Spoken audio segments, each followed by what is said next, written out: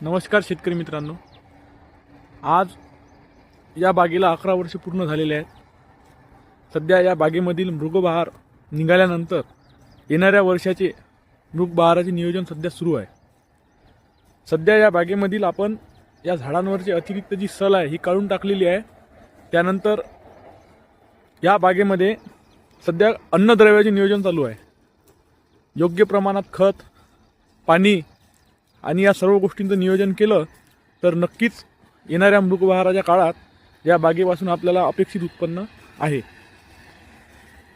येणाऱ्या नवनवीन व्हिडिओसाठी आत्ताच आपल्या चॅनलला लाईक आणि सबस्क्राईब करून ठेवावे, म्हणजे जेणेकरून आपल्याला येणाऱ्या नवीन नियोजनाबद्दल माहिती मिळत राहील। सध्या बागेमध्ये आळी उभी वाई केल्यानंतर राहिलेल्या जागेमधील उभे असलेले तण आपण काढून टाकत आहे।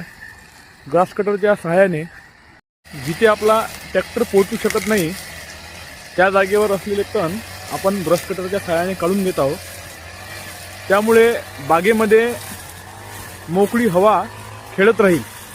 आणि शेतकरी मित्रांनो, येणाऱ्या व्हिडिओमध्ये खताच्या नियोजनाबद्दल माहिती तुम्हाला सांगण्यात येईल। त्याप्रमाणे आपल्या बागेमध्ये खताचे नियोजन करावे